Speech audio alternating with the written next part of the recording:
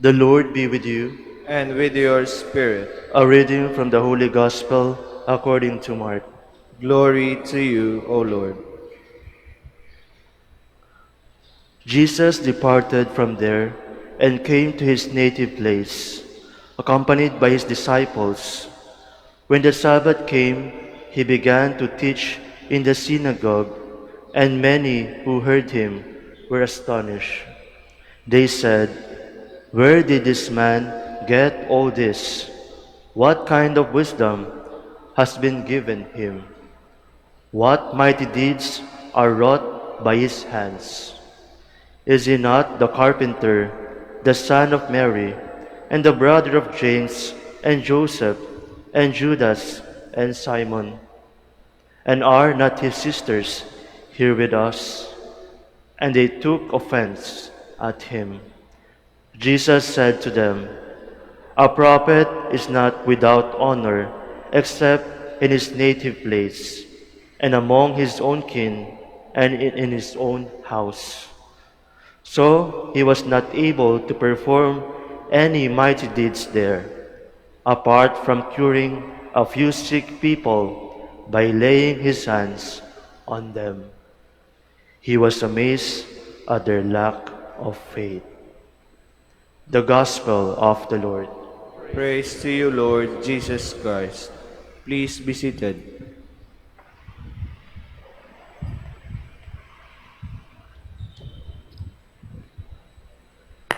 Magandang umaga po ulit sa inyong lahat and welcome to the Minor Basilica of Our Lady of the Rosary of Manaoag. Napansin niyo ba na in the English language, may isang salita, siguro meron pang iba, pero at least for our purpose today, may salita na merong dalawang ibig sabihin, magkakaiba na ibig sabihin. Yung salitang just, for example, J-U-S-T, parang meron siyang dalawang ibig sabihin. Yung isang ibig sabihin ay positive. Ibig sabihin fair, ibig sabihin abiding by justice, or it's a virtue. Tagalog, makatarungan. Just, makatarungan. Pero meron ding negative na meaning. Yung isa positive, meron isang negative na meaning. Ang ibig sabihin naman ay minimizing, minamaliit. A minimizing adjective. Pwedeng kapalit nito ay similar words would be like only or mere or nothing more, nothing better. Sa Tagalog ay lang. Lang, di ba? Ganito ka lang, maliit ka lang, mahirap ka lang. So, it's minamaliit, humiliating, a humiliating judgment. In the gospel that we have read, Jesus was judged, unfortunately, in this manner. Hinusgan siya na minaliit siya. Doon sa tono ng boses ng mga tao na nagtanong, isn't he the son of a carpenter and so on? Parang pagmamaliit, parang sinasabi, he's just a carpenter. Maliit lang, karpentero lang yan.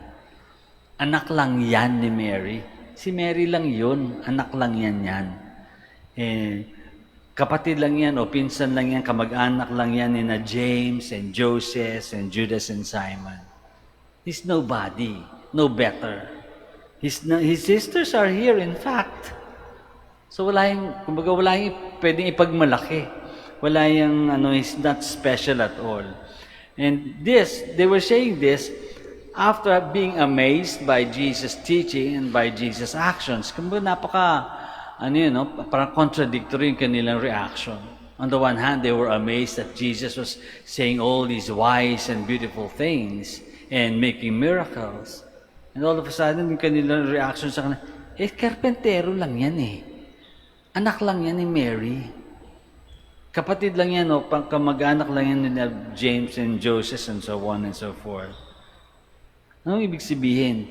They knew of Jesus, but they did not know Jesus. Hindi nila nakilala si Jesus mismo. Meron lang silang alam tungkol kay Jesus. They knew of Jesus. They knew where He came from, whose relatives were.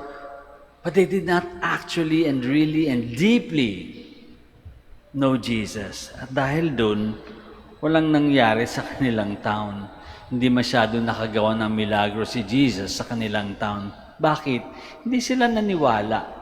Kulang sila sa paniniwala. Hindi nila nakilala si Jesus. They did not recognize Jesus. Importante yun, na ma-recognize natin yung kabutihan, lalo na kabutihan ginagawa ng mga tao. So Jesus was judged unfairly by people because, bakit kaya? Because they were envious. They were threatened. They were intimidated. Bakit itong tao na katulad lang natin, bakit aangat kaysa sa atin? May inggit. May kasamang inggit at may kasamang intimidation, threat, no? Parang masasapawan tayo, matatalo tayo nitong napaka-ordinaryong carpenter na ito. Matatalo tayo, masasapawan tayo. So their judgment was because of that envy and that fear and that intimidation. He's just one of us, just like us. He cannot be better than us. Yun yung kanilang frame of mind. And their amazement, yung unang naging amazement nila nung una, was overshadowed, natabunan, naliliman ng envy and intimidation.